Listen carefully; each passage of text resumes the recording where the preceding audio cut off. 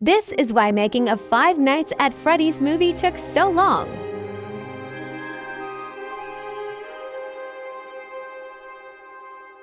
The Five Nights at Freddy's movie is finally here, but it was in development for years due to one reason.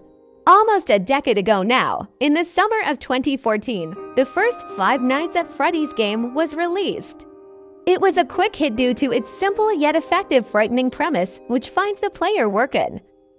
Security all alone at night at Freddy Fazbear's Pizza. The only bad thing about this restaurant is that the Chucky, cheese-like animatronics come to life at night with the intention of killing you. Players were so enamored with the game that it spawned 7 sequel games and several more spin-offs, as well as a few novels. The Five Nights at Freddy's franchise has been one of the most popular with game players. Hollywood quickly took notice as well. With the intention of turning the game into a feature film, fans were excited by what could easily be a fun, big-hit horror movie. But it wasn't that easy before anyone could make a movie. They first had to win over the creator of Five Nights at Freddy's, Scott Cawthon. That wasn't as easy as most assumed it would be. A Five Nights at Freddy's movie was first announced in 2015. On April 7, 2015, a year after the first Five Nights at Freddy's game was released, The Hollywood Reporter broke the exclusive news that the now video game franchise was soon to become a feature film. Hay reported that the film would be produced by Virgo Entertainment, specifically by Roy Lee, alongside Seth Grahame-Smith and David Katzenberg of Katzsmith Productions. We're looking forward to working with Scott to make an insane, terrifying and weirdly adorable movie, Grahame-Smith said. The story really lends itself to being a movie, and it taps into a largely unexplored niche of horror that a lot of people will be able to relate to, added Cawthon. No writers had been announced at the time. Warner Brothers was to be the distributor. Those involved were also behind a Beetlejuice sequel that didn't happen at the time, as well as Cary Funkunaga's version of it, which also never came to be. The team struck out 3 times because even though Five Nights at Freddy's was announced, it was never made. After failing to settle on a script, the film left Warner Brothers. In 2017, Gil Kenan, who had been tapped to direct the feature, took to Twitter to confirm rumors that he was no longer attached as director. That same year, Five Nights at Freddy's was picked up for development by Jason Blum's Blumhouse. That wouldn't be the end of the delay, however.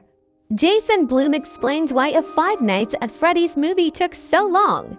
By 2018, Five Nights at Freddy's had another script. This one would be written by Chris Columbus, the man who not only directed Home Alone and a few of the Harry Potter films, but who also got his start as the writer of Gremlins, a movie very similar in tone to what Five Nights at Freddy's aims for.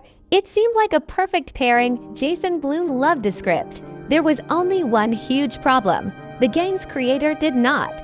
Scott Cawthon took to an online game forum via Variety to say, "Okay guys, I had a script written, Jason liked it, and Chris Columbus liked it too, but I tossed it. I had a different idea for it.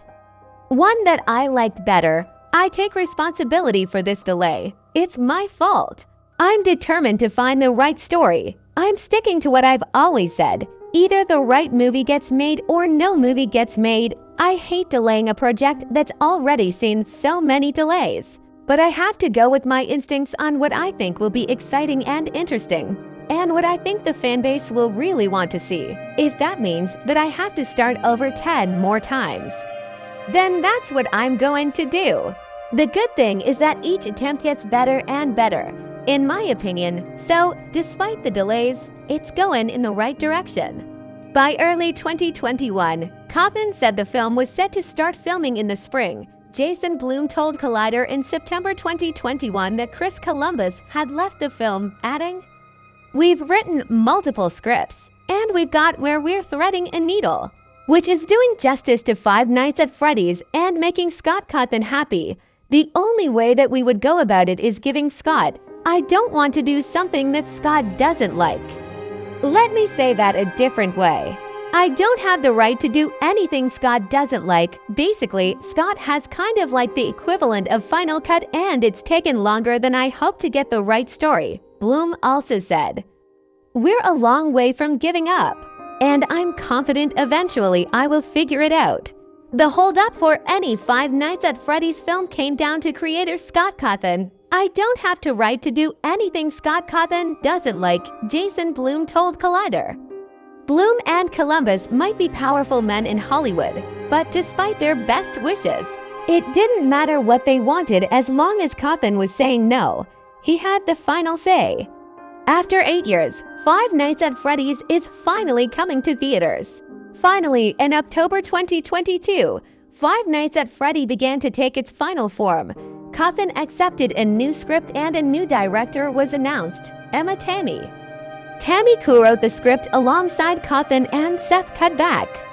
There was more great news to go with it, as it was revealed that Jim Henson's Creature Shop would be designing the animatronics. In a statement at the time, Jason Blum said, Five Nights at Freddy's is more consistently asked about than any other film I've ever worked on. And I'm thrilled to confirm it's finally happening. With Emma Tammy at the helm, we're committed to making Scott's vision of the movie come to life. Rest assured, it will be and is worth the wait. Casting began not long after, with Josh Hutcherson hired for the lead role of poor security guard Mike Schmidt and horror fan favorite Matthew Lillard cast as William Afton. Fazbear Entertainment's owner, Universal Pictures, became the distributor. With a teaser trailer just released, Five Nights at Freddy's is finally here, as it's set to be released in theaters and on Peacock on October 27th. The only issue is, did the film miss its best shot? Almost a decade has passed since the first game was released. If a film had come out around 2016 as intended, it would have been able to rely on the game's massive popularity. While the franchise is still popular, it's not where it was then. Any film that comes out now risks being seen as nostalgia that missed its chance to be timely. Still, let's just be happy that it's actually happening. Better late than never. Thanks a lot for watching.